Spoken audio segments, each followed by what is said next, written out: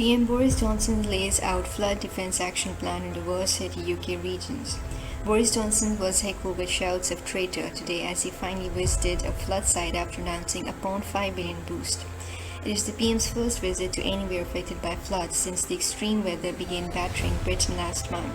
Bewdley has been amongst the worst hit areas in England following the wettest February on record.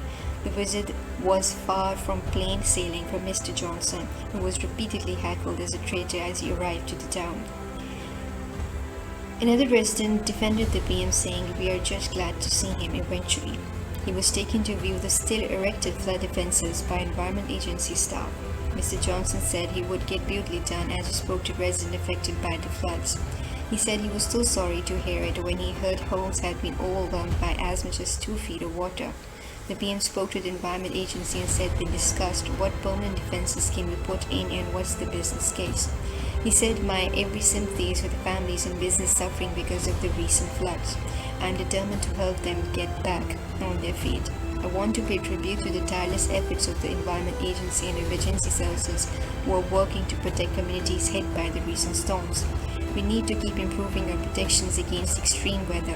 That is why we're investing £5.2 billion for flood defences to support communities up and down the country." His visit came on the same day Chancellor Rishi Sunak pledged to double funding for flood defences to £5.2 billion. The investment will help to build 2,000 new flood and coastal defences schemes and improve protection at 336,000 properties across England over the next 6 years. Mr. Sunak said communities up and down Britain have been hit hard by the floods this winter, so it is right that we invest to protect towns, families and homes across UK. During a TV appearance this week, Mr. Johnson claimed he had been told to stay away from flood sites to avoid distracting from the recovery efforts.